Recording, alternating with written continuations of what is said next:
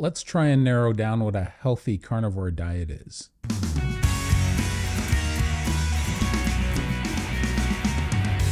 Hey, what's shaking bacon? My name is Bruno Panucci. I hope you're doing well. So I've lost a substantial amount of weight doing this carnivore diet, over 150 pounds. I've been doing it consistently for over 2.5 years.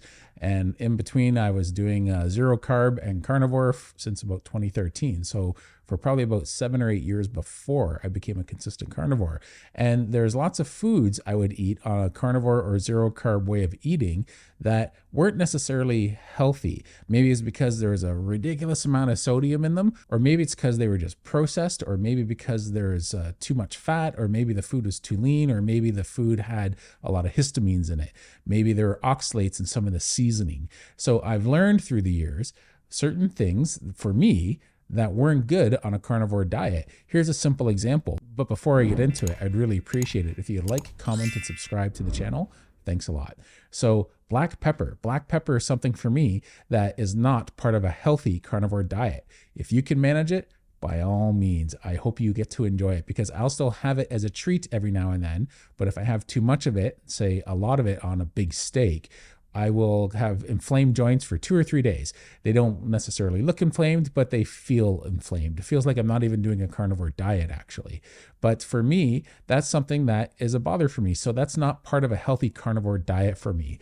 If I have dairy on a carnivore diet, it stalls my weight loss. If anything, it turns it around rather easily. I had a lot of raw milk and cheese back in early January for just a week. I was on vacation and I was like, how often do I get this? So I enjoyed it and I put on 10 pounds in a week. So for me, right now, that's not something I can manage on a carnivore diet. Now, if that is helping you stick to a carnivore diet and you're just adopting something like a carnivore diet that you've been doing for just 3 months or 6 months, then I highly recommend keeping it in there because it's making it sustainable for you.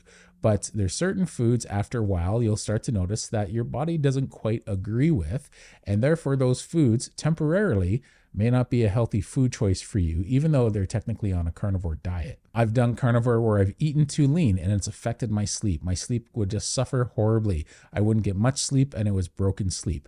I'd get maybe 3 or 4 hours of solid sleep, and after that, I would just be wide awake lying in bed. And it might take 3 hours before I'd fall asleep again. So that was often from eating too lean or not enough. So I'm still doing a carnivore diet in those situations, but it just wasn't enough fuel, not the right type of fuel for my body. So it might have been high protein, but the fat intake was too low. There's been other times where I went high fat. I went ridiculously high fat, and it wasn't for weight loss. It was to heal my hormones. And it had a positive effect, not for my weight, but to help balance out my hormones. So I still stuck with the carnivore diet, but I put on 45 or 50 pounds. Most people would look at that and go, oh, no way am I going to do that. But I wasn't doing it for weight loss. I knew the weight loss would come again once I balanced everything out. I did not like the side effects I got with that because my blood pressure went up, my heart rate went up, and I was also a little bit out of breath when I was doing my walks. I wasn't horribly out of breath, but I was breathing heavier. The benefits were worth it because my allergies were virtually gone this year for the first time in 30 years. And I'm back down to the weight I was before I started doing that high fat version of carnivore. So you have to ask yourself, are some of these ways of doing carnivore good for you?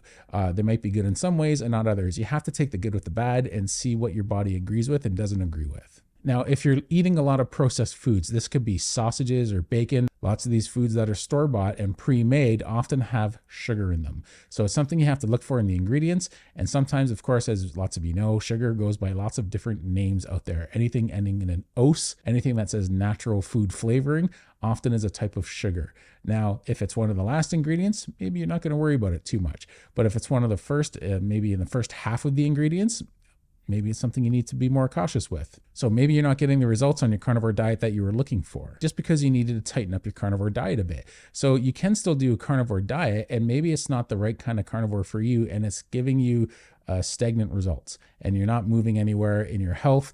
You have to always keep in mind, maybe your weight isn't changing, but your waistline is. So you always have to keep non-scale victories in mind as well as scale victories. Another thing is you might be doing carnivore and you might be eating way too much or maybe way too little. So I want you to keep that in mind when you're doing carnivore. Either one of those still isn't healthy for you. But if it's helping you stick with the carnivore diet by eating too much, It's a temporary fix to help maintain a carnivore diet, and that'll eventually balance itself out. So I wouldn't worry about it if you're eating too much, even if you have some weight gain with it, because eventually your body will catch up. I recommend just sticking to red fatty meat in those situations. I do recommend staying away from fake foods. And what I mean by fake foods is carnivore whipping creams or breads. If you're having an addiction with carbohydrates or sugar, that's something you're going to have to watch out for, because sometimes, like me, it's just too close to the original. And when it comes to store-bought versions of those things, there's often a lot of junk in them. So it's something you have to watch for, even though it might say it's completely carnivore. So there are some good carnivore snack foods you can get out there, and there's some good ones, and there's some out there that probably aren't so good. They're probably more keto. And it's just something you need to watch out for if you're trying to be strict. So if you don't mind having a little cheat every now and then it's not a big deal for you. That's great. But if you're trying to be as strict as you can be for one reason or another, then you have to pay attention to all these things, because some people adopt a carnivore diet or lifestyle and it's not really agreeing with them, and you have to stop and ask why that is. One thing that's going to happen when you're doing a carnivore diet is you're going to get more in tune with your hunger signals. You're going to get more in tune with your body feeling better and better. And when you have something that doesn't agree with you on a carnivore diet, typically you'll know it by that night or the next day. It's not like you have to do something for weeks before you start to notice it doesn't work well. You might notice a negative results. Say, like I said, if I have black pepper, sometimes I notice it within hours. Part of the spice of life for some people is variety, and they don't mind having a seasoning or something like a sauce that is not technically carnivore, but you know what? They're okay with it, like mustard or a barbecue sauce that's homemade and low in sugar or just has sugar substitutes in it. Now, I don't recommend them, but if someone wants those things on a carnivore diet, then fine, do those things.